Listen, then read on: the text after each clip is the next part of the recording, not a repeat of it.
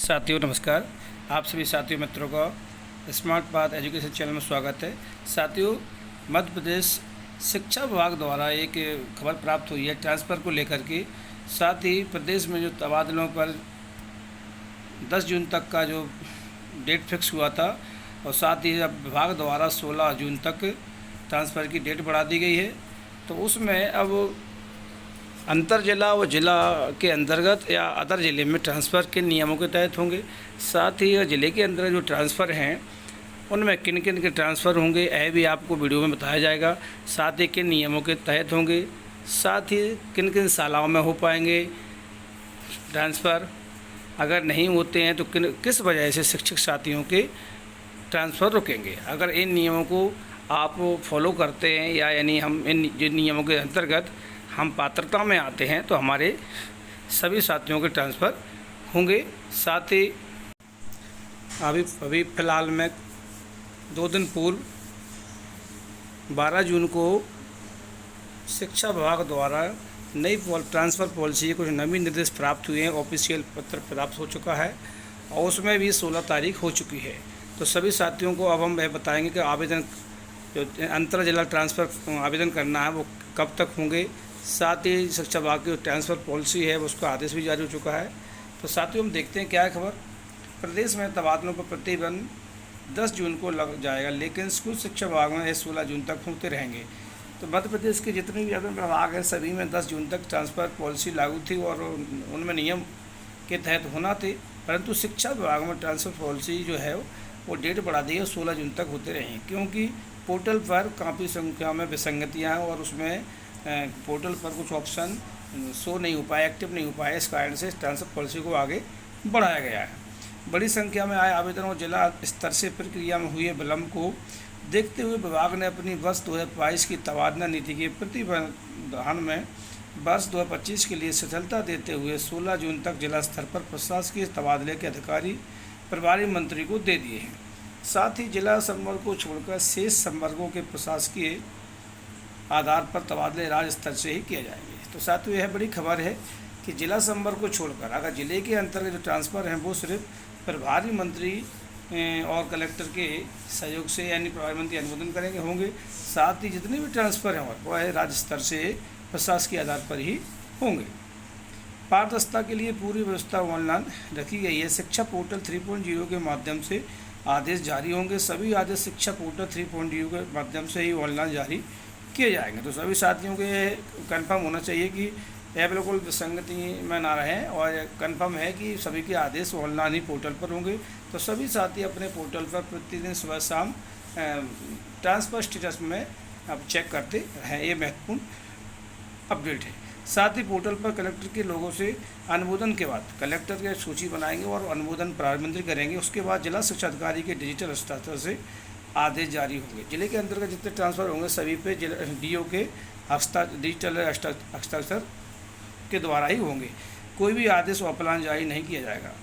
साथ ही नियम रद्द कुछ यह खबर है। अब हम देखते हैं साथियों किन नियमों के तहत ट्रांसफ़र होंगे। तो साथियों सबसे पहली जो है 7 जून से 16 जून तक किए जाएंगे तबादले। यह महत्वपूर्ण है और तारीख बढ़ चुकी है। स्कूल शिक्षा द्वारा इसके लिए विभागीय आदेश जारी हो चुका है ऑफिशियल। 10 से अब दूसरा पहला नियम है कि 10 से कम नामांकन वाले स्कूलों में नहीं होगा तबादला।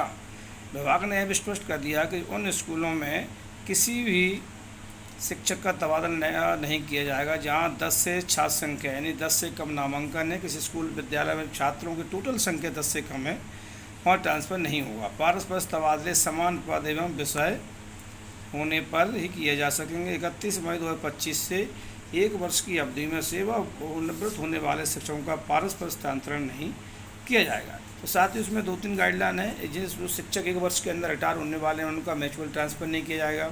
साथ ही जिन विद्यालयों में 10 से कम नामांकन छात्र संख्या है उनमें ट्रांसफ़र नहीं किया जाएगा और जो पारस्पर ट्रांसफ़र है उनके समान पद एवं समान विषय होना चाहिए। यह महत्वपूर्ण। साथ ही हम और देखते नियम के नियमों के तहत होंगे। इन बातों का रखना होगा ध्यान। अगर है पात्रता हम पात्रता में आते हैं, इन नियमों को हम अगर पात्र हैं तो हमारे ट्रांसफ़र होंगे। पहला, प्रशासकीय तबादले संख्यावार तथा विषयवार व्यक्तियों को ध्यान में रखकर किए जाएंगे। जितने भी प्रशासकीय ट्रांसफ़र हैं तो उनके लिए यह बिल्कुल विशेष ध्यान है विषयवार और संख्या के आधार पर होंगे। पोर्टल पर उपलब्ध रिक्तियाँ एक रिक्ति पर ही तबादला किए जा सकते। जो पोर्टल पे है ऑफलाइन, अगर उसमें पोर्टल पे अगर पद रिक्त दिख रहा है तभी ट्रांसफ़र होगा। साथ ही तबादले से साला शिक्षक रहित भी नहीं होना चाहिए। ऐसी स्थिति में तबादला करने से पहले किसी भी राज्य शिक्षक की पद स्थापना वहाँ पर होना चाहिए। जिन स्कूलों में ट्रांसफ़र चाह रहे हैं और साला शिक्षक विहीन है तो वहाँ पे जिन तबादले साला शिक्षक रहित भी नहीं होने चाहिए। जैसे कि जिस स्कूल से ट्रांसफ़र हो रहा है और वहाँ सिंगल शिक्षक है तो उसका ट्रांसफ़र नहीं होगा। इससे पहले डीओ को वहाँ व्यवस्था करनी होगी। यह भी बड़ा नियम है। सुनिश्चित किया है ऐसे अधिकारियों कर्मचारियों जिनकी सेवानिवृत्ति में 1 वर्ष या कम समय बचा है तो उनका तबादला नहीं किया जाएगा।